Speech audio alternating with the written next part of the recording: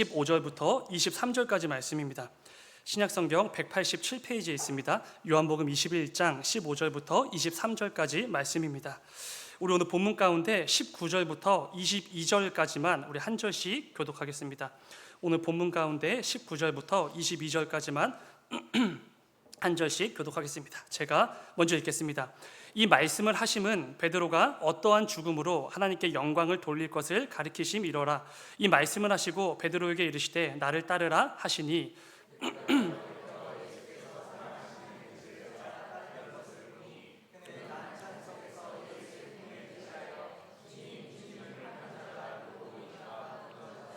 이에 베드로가 그를 보고 예수께 여짜오되 주님, 이 사람은 어떻게 되겠사옵나이까? 예수께서 이르시되 내가 올 때까지 그를 머물게 하고자 할지라도 내게 무슨 상관이냐? 너는 나를 따르라 하시더라. 아멘. 아멘. 우리 이 말씀을 가지고 여전히 다른 곳을 바라보는 우리들, 이런 제목으로 함께 말씀 나누도록 하겠습니다. ADHD라는 발달 장애가 하나가 있는데요. 주로 아동들에게 발견되는 주의력 결핍 이런 것들인데, 제가 최근에 요즘에 성인 ADHD가 이렇게 유행을 하는데, 제가 주의력 결핍에 해당하는 성인 ADHD 진단을 받았습니다. 비교적 최근에. 근데 이게 정식 병원에서 받은 게 아니라 아내한테 이렇게 ADHD 같다고 진단을 받았는데, 생각해 보니까 제가 연애 때부터 이렇게 카페나 식당에 앉아서 대화를 하지 않겠습니까? 근데 이 대화에 잘 집중을 하지 못하고, 그리고 또 가만히 앉아 있지도 못하고 계속 주변을 이렇게 살피는 그런 모습들이 있어 왔던 것 같아요. 근데 이제 창밖을 지나가는 사람들도 계속 보고, 이렇게 웨이팅하는 사람들 걱정하기도 하고, 뭐 그런 이상한 것들에 관심을 갖는 건데, 근데 성인 ADHD의 증상 중에 하나가 이런 것들이더라고요. 뭔가 이 앞에 대상이 있어도 그 대상과 아니면 대화에 잘 집중하지 못하고 계속해서 다른 곳에 이렇게 한눈 팔리고 이렇게 집중하지 못하는 그런 모습들이요. 그래서 이제 저는 카페에 가면은 이렇게 안쪽을 바라보게 이렇게 앉게 돼 있어요. 창밖을 바라보면 제가 계속해서 지나가는 사람들만 쳐다본다고 해서. 근데 이게 잘 생각해 보면 상대방과 대화를 하고 있는데요. 그 상대방이나 그 대화 자체에 집중하지 못하면 뭔가 다른 사람들을 바라보면 굉장히 실례이지 않겠습니까? 대화를 할 때는 그 대화 자체에 집중하거나 함께 있는 상대방을 바라보는 게 사실 너무 당연한 모습이죠. 어떻게 이렇게 회사나 아니면 직장에서 높은 사람, 상급자랑 대화를 하는 도중에 다른 곳을 바라보거나 아니면 다른 곳에 집중하면서 이렇게 대충 뭔가 말을 듣거나 그러면 굉장히 큰 질책이나 책망을 듣지 않겠습니까? 상급자로부터. 그런데 이런 모습이 사실 예수 그리스도를 바라보고 그분을 따라가는 우리 성도들에게도 그대로 적용이 된다는 것입니다. 우리는 예수 그리스도를 바라보며 그분을 따라 이 믿음의 발걸음을 한 걸음 한 걸음 나아가는 그런 성도들이죠.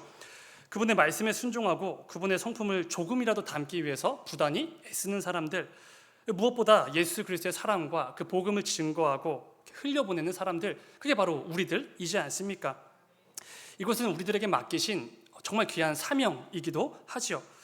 그런데 그런 우리들이 예수님이 아니라 다른 것을 바라보고 다른 것에 집중하고 엉뚱한 곳을 향해서 내 삶을 이렇게 주력하고 있다면 예수님의 기분이 어떠실까요? 물론 내가 기분이 나쁘다 이렇게 말씀하지는 않으시겠지만 절대로 좋지는 않으시겠죠. 주님은 늘 우리와 함께 해주시고 늘 우리를 바라봐 주시고, 심지어 우리가 주님의 그 가슴에 대못을 박는 그런 죄를 저지른다고 해도 여전히 주님께서는 우리를 계속해서 바라보고 계시는데, 정작 우리는 그 주님이 아니라 세상 사람들이나 세상의 어떤 가치를 바라보고 있다면 주님의 마음이 좀 너무 아프지 않으시겠습니까? 오늘은 본문 말씀을 통해 혹시 지금까지의 내 삶, 내 신앙생활의 모습이 그러하지는 않았는지 좀 함께 점검해 보려고 합니다. 주님이 아니라 다른 곳을 바라보고 다른 것에 집중하며 그렇게 열심을 다해 살아온 것은 아닌지 좀 점검해 보는 것이죠. 오늘 본문은 예수님을 부인했던 베드로를 주님께서 다시 회복시켜 주시는 그 장면의 한복판이죠. 그 장면을 그냥 잠깐만 상상을 해보아도 정말 큰 은혜와 감격과 기쁨으로 가득한 그런 현장이지 않겠습니까? 예수님을 3번이나 부인하고 저주한 그 베드로를 용서해 주시고 그에게 다시 한번 이 제자로서의 사명을 맡기시는 그 예수님을 바라보면서 베드로가 얼마나 말도 안 되는 감격과 기쁨과 은혜를 누렸겠습니까? 심지어 우리가 지난주 새벽에 잠시 나눈 것처럼 예수님은 마치 베드로가 실수한 적 없는 것처럼 그렇게 여겨주셨죠. 예수님을 한 번도 배신한 적 없는 그런 사람처럼 여겨주셨습니다. 3번이나 부인했고 저주까지 쏟아낸 그 베드로의 부끄러운 각오와 그 치욕, 그 실수를 조금도 신경 쓰지 않으셨죠. 마치 여전히 예수님과 베드로의 관계에 정말 큰 신뢰가 쌓여 있기라도 한 것처럼 그렇게 대해 주셨습니다. 이것을 알 수 있는 사실은 그냥 간단하죠. 예수님이 천하보다 귀하게 여기셨던 자신의 어린 양, 이 영혼들을 베드로에게 다시 한번 위탁하셨기 때문에 그렇습니다. 내 어린 양을 먹이라, 내 양을 치라, 내 양을 먹이라 하시고 치라고 하시고 또 먹이라 하시죠. 사용된 단어는 다르지만 예수님께서 3번 다 동일한 의미로 이 말씀을 주신 것입니다. 베드로야, 너에게 내가 가장 귀하게 가장 소중하게 여기는 이 영혼들을 맡긴다. 이 말씀을 3번이나 반복해서 말씀해 주신 것입니다. 주님께서는 자신을 3번이나 부인하고 배신한 그 베드로에게 3번이나 반복해서 자신이 천하보다 귀하게 여기는 영혼들을 맡기겠다 이렇게 말씀해 주신 것이죠. 정말로 부끄러운 그 실수로 인해 제자의 길에서 완전히 이탈해버렸던 그 베드로에게 다시 한번 영혼들을 맡기시면서 제자의 길로 나아갈 수 있도록 온전한 회복을 허락해 주신 것입니다. 말도 안 되는 은혜죠. 무엇보다 예수님께서는 베드로가 과거에는 비록 이 죽음이라는 두려움을 이기지 못하고 목숨을 유지하기 위해 예수님을 3번이나 부인했지만 장차 순교할 것에 대해서도 분명히 말씀해 주셨습니다. 저는 이 부분도 참 베드로가 큰 은혜다 이렇게 느꼈을 것 같습니다. 본문 18절과 19절을 다시 한번 보시면은 주님께서 이렇게 말씀하십니다. 내가 진실로 진실로 네게 이르노니 네가 젊어서는 스스로 띠띠고 원하는 곳으로 다녔거니와 늙어서는 네 팔을 벌리리니 남이 네게 띠띠우고 원하지 아니하는 곳으로 데려가리라. 이 말씀을 하심은 베드로가 어떠한 죽음으로 하나님께 영광을 돌릴 것을 가리키심이로라. 이 말씀을 하시고 베드로에게 이르시되 나를 따르라 하시니, 과거의 부끄러운 모습, 뼈아픈 실수의 모습과는 전혀 다를 것이라는 그 말씀을 미리 선포해 주신 것입니다. 이제부터는 예수 그리스도와 그 복음을 위해 자신의 목숨까지도 내어놓는 그 담대한 참된 제자의 모습으로 네가 살게 될 것이라는 정말 큰 기대와 소망과 감격으로 가득한 말씀을 선포해 주신 것이죠. 특히 마지막에 나를 따르라. 주님의 이 음성을 들은 베드로는 정말 큰 은혜를 경험하지 않았겠습니까? 왜냐하면 처음 주님께서 베드로를 찾아오셔서 나를 따르라 라고 말씀하셨기 때문에 그렇습니다. 그때는 지금과는 달랐죠.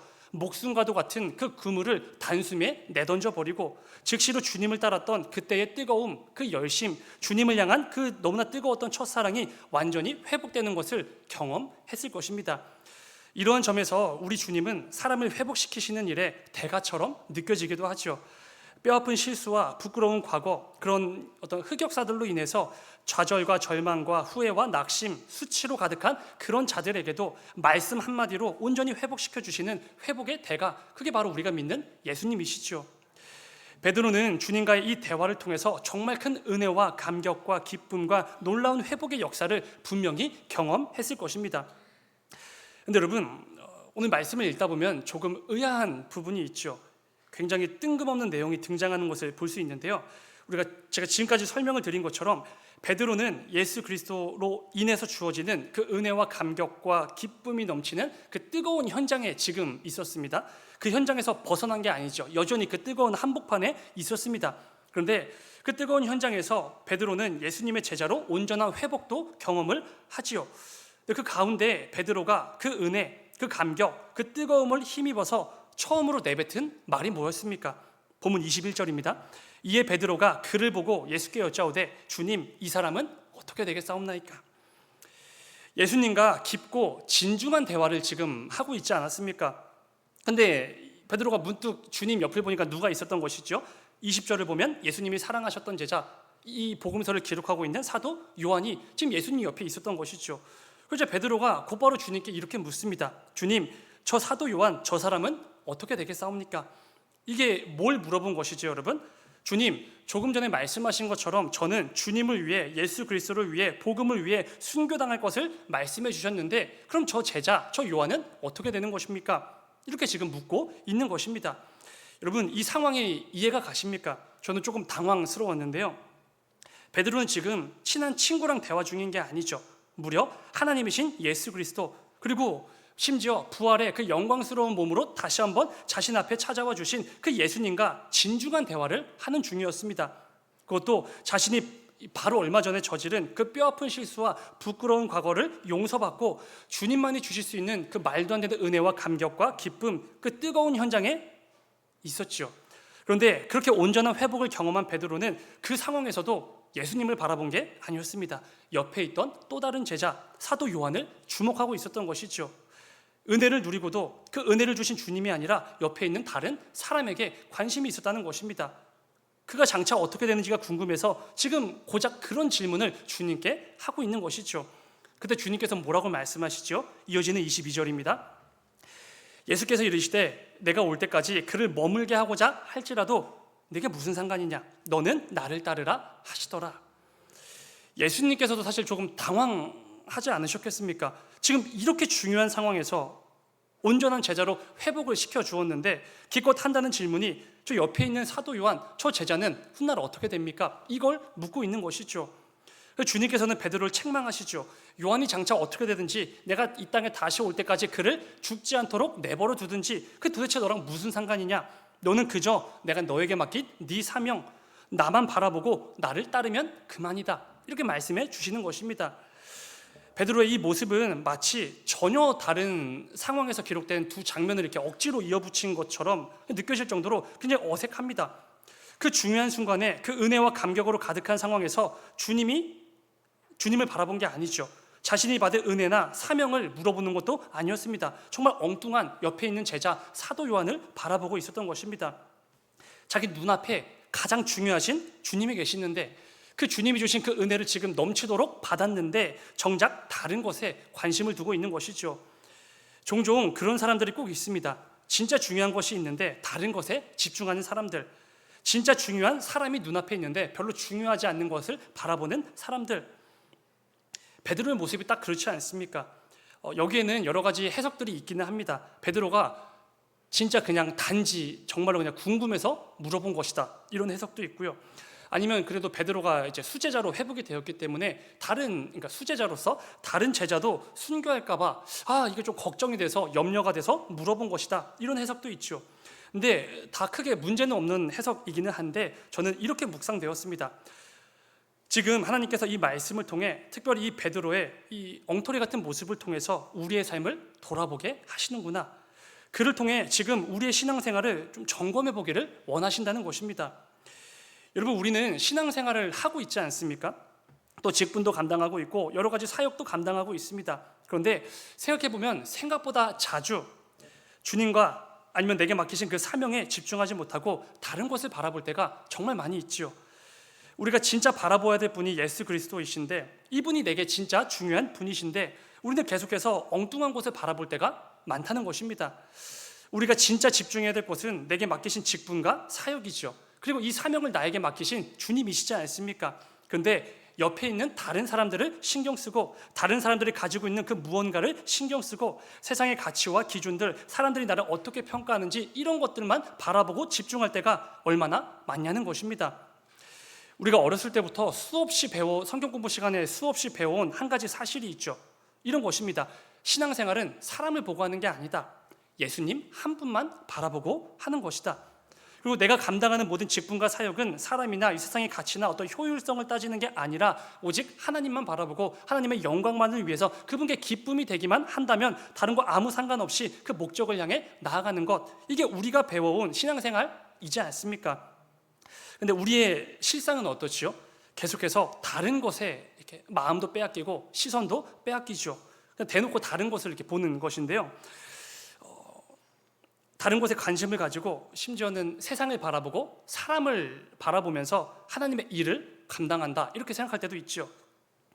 오늘 말씀에서 베드로가 주님과의 그 진중한 대화 중에서도 그 은혜와 감격과 그 뜨거운 현장에서도 정작 주님이 아니라 다른 제자를 바라보고 있었던 것처럼 우리 역시 그렇게 신앙생활을 할 때가 생각보다 많을 수도 있다는 것입니다.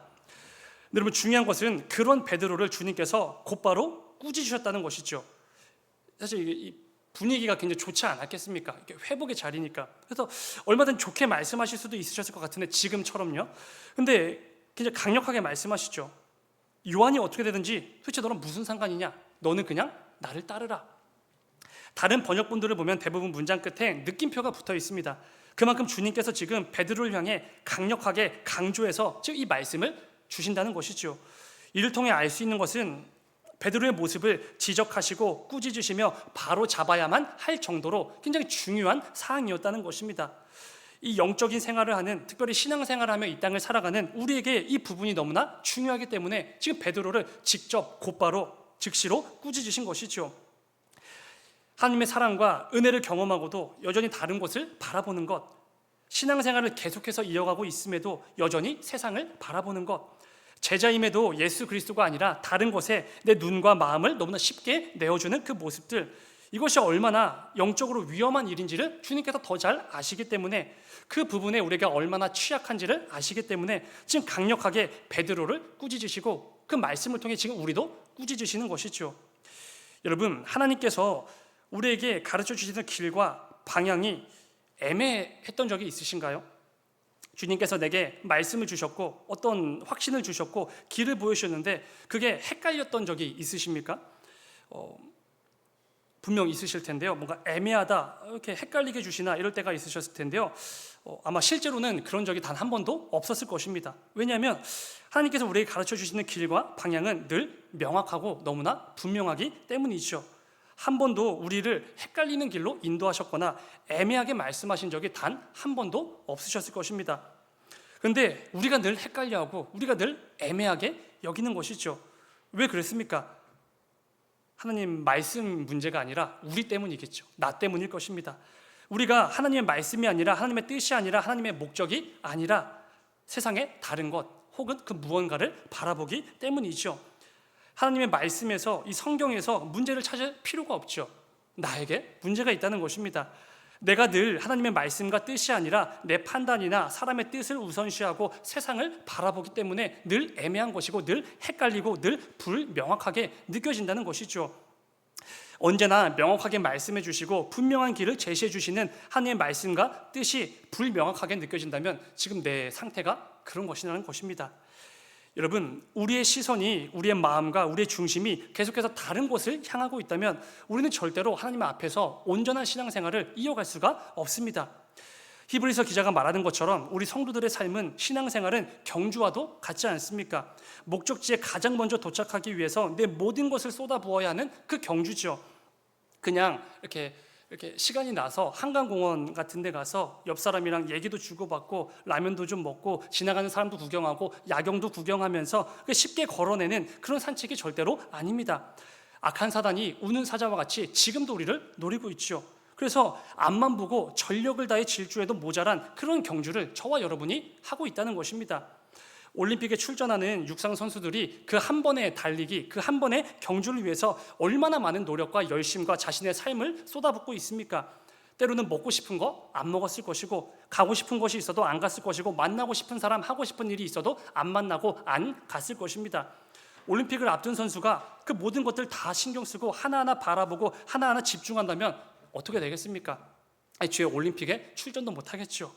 다른 곳에 눈을 돌리고 마음을 빼앗기면서 절대로 그 목적지를 향해서 앞만 보고 달려갈 수가 없다라는 것입니다. 그런데 중요한 것은 히브리서 기자는 말하죠. 저와 여러분이 나아가는 이 성도로서의 길, 우리의 신앙생활의 여정이 바로 그런 경주와도 같다는 것입니다.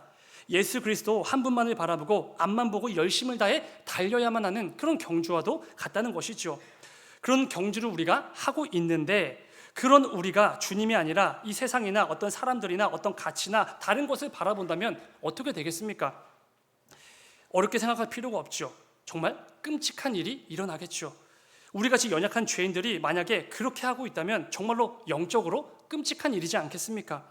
예수 한 분만 바라보며 열심을 다해 달려가도 수시로 넘어지는 것이 우리의 현실이죠. 그런데 그런 우리가 사람을 바라보고 세상을 바라보고 믿음의 경주도 한다, 이거는 애초에 불가능하다는 것입니다.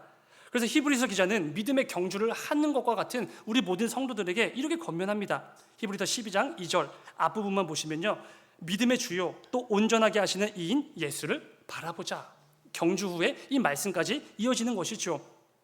우리 믿음의 근원이 되시고 우리의 믿음을 온전케 하시는 그 예수님만을 바라보라는 것입니다. 그래야 주님 다시 만나 뵈옵는 그 날까지 달려가야 할 그 경주를 조금이라도 승산이 있기 때문이라는 것입니다.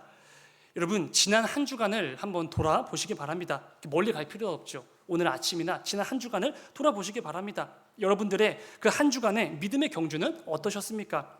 주님 한 분만을 바라보며 달려온 믿음의 경주입니까? 아니면 세상도 바라보았다가 사람도 바라보았다가 온통 다른 것에 내 중심을 실컷 내어주는 그런 경주였습니까? 여러분, 예수님은 베드로의 모든 실수를 없는 일처럼 여겨주셨죠. 그리고 그에게 다시 한번 생명을 살리는 사명을 맡기셨습니다. 이거 엄청난 은혜죠. 그런데 우리는 그 엉터리 같은 베드로보다 더 엉터리들이지 않습니까? 베드로가 물론 주님을 부인하기는 했지만 차마 주님 곁을 떠나지 못하고 그 근처에서 이렇게 서성거리고 이렇게 머뭇머뭇 거리긴 하지 않았습니까? 근데 우리는 어땠죠? 지난 한 주간 이 주변에서 머뭇머뭇 거렸으면 다행인데요. 주님과 전혀 상관없는 모습으로 예수 그리스도의 십자가를 마치 들어본 적도 없는 사람처럼 그렇게 열심히 살았겠죠. 매일 매순간 주님 모른다고 내 말과 내 행동과 선택을 통해 부인하며 열심을 다해 지난 한 주간을 살아냈겠죠. 우리는 베드로보다 훨씬 더 엉터리인 연약한 죄인들이기 때문에 그렇습니다. 그런데 너무나 다행이고 너무나 놀라운 은혜가 무엇이죠? 그런 나 같은 자에게도 주님께서 의롭다 여겨주시고 하나님의 자녀다 이렇게 말씀해 주시고 사랑한다고 말씀해 주시고 나한테 와서 아버지라고 부를 수 있는 그 권한도 주셨다는 것입니다. 무엇보다 그런 우리들에게 주님의 영광을 위해 살 수 있도록 이 삶도 허락해 주신 것이죠. 이 놀랍고 이 감격스러운 은혜의 현장에서 사실 우리는 매일 매순간 살아가고 있는 것입니다. 근데 안타깝지만 우리는 여전히 다른 곳을 바라볼 때가 많지요. 여전히 사람을 신경 쓰고 세상을 바라보며 살아갑니다. 내게 주어진 은혜나 사명이나 내 삶에 심어두신 하나님의 그 깊으신 뜻이 아니라 베드로처럼 여전히 다른 곳을 바라보고 다른 것에 집중하며 그렇게 살고 있는 것이죠. 여러분, 오늘 말씀을 통해서 특별히 이 베드로의 모습을 통해 우리의 삶을 꼭 점검해 보셔야 됩니다. 나는 무엇을 바라보고 있는가? 내 시선과 마음과 중심은 어디를 향하고 있는가? 내 마음과 내 시선, 내 그 모든 중심들 어디에 두고 신앙생활 하고 있었는가? 꼭 점검해 보셔야 하는 것이죠. 성경에는 하나님만 바라보지 않고 세상의 다른 것들 아니면 그 무언가의 눈을 돌리다 망한 사람들 정말 수두룩합니다. 셀 수도 없지요. 하나님께서 사사로 세우신 삼손이 있지 않습니까? 삼손의 경우가 그렇습니다. 태어나기 전부터 이미 택함을 받은 나실인이죠. 무엇보다 하나님께서 그에게 힘이라는 말도 안 되는 재능을 주셨습니다. 그 힘을 가지고 사사의 사명을 감당하며 하나님의 영광을 위해서 살라고 그 목적을 주신 것이죠. 근데 그는 자신에게 주어진 사명과 하나님을 바라보지 않았습니다. 뭘 바라봤죠? 여인들을 바라봤죠. 그것도 이방 여인들. 이방 여인과 결혼하면 안 된다라고 말씀하신 것은 하나님이시죠. 하나님의 명령이었습니다. 그런데 그는 하나님의 말씀을 바라보지 않았습니다. 당연히 하나님도 바라보지 않았고 자신에게 맡겨진 그 사명도 바라보지 않았죠. 그저 자기 정욕을 위해서 집중을 했습니다. 주변 여인들, 그것도 우상을 숭배하는 이방 여인들에게 수십 킬로 떨어진 곳까지 달려가서 그 시선과 중심과 그 모든 마음을 내어주었죠. 그 결과가 뭐지요? 하나님께서 허락하신 그 재능도 빼앗기고 블레셋에게 두 눈을 뽑히고 우상 앞에서 재롱이나 떠는 그런 비참한 최후를 맞이하게 됩니다. 사울도 마찬가지죠. 이스라엘의 초대 왕 사울 왕이요. 그렇게 겸손했던 사울 왕이 교만해지자 어떻게 되죠? 하나님의 영광도 자기의 영광인 것처럼 그렇게 가로챕니다. 하나님의 백성을 하나님의 말씀으로 다스려야 될 그 사명이 주어져 있음에도 마치 자기 백성, 자기 나라인 것처럼 여기는 교만에 빠집니다. 하나님께서 맡기신 사명과 그 하나님을 바라보지 않고 자기 자신을 바라보기 시작한 것이죠. 그러다 끝내 자신을 위한 기념비까지 세우고 하나님 말씀에 불순종하다 하나님께 버림받아 비참하게 죽어가죠. 전쟁터에서. 정말 많은데요. 또 신약으로 넘어와서 한 번만 보면요, 예수님께서 행하신 이 오병이어의 기적을 체험한 사람들이 정말 많지 않았습니까? 셀 수도 없이 감당할 수 없을 정도로 정말 많은 사람들이 그 기적을 보고 예수님께 몰려왔습니다. 예수님의 제자라고 고백을 하면서. 그런데 더 이상 주님께서 이 오병이어와 같은 기적을 행하지 않으시자 그들은 즉시로 예수님을 떠나버렸습니다. 말씀은 이렇게까지 기록하죠. 다시는 예수와 함께하지 아니하더라. 완전히 그냥 예수님을 버린 것이죠. 간단합니다. 이들은 기적을 행하시는 예수님을 바라본 게 아니라 그 예수님이 행한 기적을 바라봤기 때문이죠. 사실 너무나 뻔한 결과였는데요. 애초에 이 기적이라는 것 자체가 예수님께서 살아계신 하나님의 아들 되심을 드러내고 증거하기 위한 그냥 하나의 도구에 불과한 것인데, 이 미련한 인생들이 진짜 중요한 그 예수 그리스도가 아니라 그분이 행하신 하나의 도구에 불과한 기적만 바라보고 있으니 그런 모습들 정말 뻔한 결과지요. 이처럼 성경에는 하나님이 아니라, 내게 주어진 사명이 아니라 다른 것을 바라보다 망한 사람들 정말 많이 있습니다. 그런데 정말 중요한 것은요, 그와 반대로 하나님만 바라보고 그분의 뜻과 그분의 목적에만 집중하다 놀라운 역사를 경험한 인물들도 정말 많다는 것입니다. 너무나 많지만 대표적인 사람이 에스더라는 여인이지 않겠습니까? 에스더는 자신의 목숨을 걸고 이스라엘 민족을 구원한 위대한 믿음의 사람이죠. 근데 만약 여러분 에스더가 모든 사람들과 똑같이 자신이 누리고 있는 그 모든 것들을 바라보고 거기에 집중했다면 어떻게 되었겠습니까? 한 제국의 왕비로서 그 돈과 지위와 사람들로부터 받게 될 그 높임, 그 칭찬, 그 인정, 이걸 바라보고 이걸 집중했다면 절대로 자기 목숨을 걸고 그런 담대한 선택은 하지 않았겠죠. 그렇다면 에스더를 통해서 역사하셨던 하나님의 그 놀라운 구원의 역사도 일어나지 않았겠죠. 그 유명한 고백, 죽으면 죽으리라, 절대로 입 밖으로 꺼내지도 못했을 것입니다. 그런데 에스더는 그 큰 두려움에도 금식하며 기도했고 하나님의 뜻을 분별했죠. 자신을 유대인임에도 바사제국의 왕비로 세우신 하나님의 뜻하심을 바라본 것입니다. 나를 여기까지 보내신, 나를 이 왕비로 세우신 하나님의 뜻에 집중한 것입니다. 그 가운데 자신에게 맡겨진 하나님의 사명이 있음을 깨닫고 그 사명을 감당하기 위해 목숨까지도 내던지는 그 믿음의 담대함을 보여준 것입니다. 그런데 어떻게 하나님께서 해주셨죠? 에스더를 통해서 놀라운 구원의 역사를 이루어가 주셨습니다. 하나님만 바라보고 내게 맡기신 사명을 충성스럽게 감당해냈더니 하나님의 살아계심도 드러냈고 하나님의 놀라운 구원의 역사를 이 땅 가운데 드러내고 증명하고 이루어가는 말도 안 되는 감격스러운 복음의 통로로, 복의 통로로 쓰임을 받은 것이죠. 인생에 누릴 수 있는 더 큰 복이 어디 있겠습니까? 더 큰 은혜도 절대로 없지요. 사랑하는 여러분, 저와 여러분의 삶이 이런 삶이 꼭 되기를 간절히 소망합니다. 내게 맡기신 모든 삶 속에서 오직 하나님만 바라보고 내게 맡기신 직분과 사역과 모든 사명들을 충성스럽게 감당해낼 때 우리 역시 모든 믿음의 선배들과 같이 하나님의 역사를 경험하게 되는 것입니다. 부디 내 모든 시선과 마음과 중심이 늘 하나님께만 향하게 되기를 간절히 소망합니다.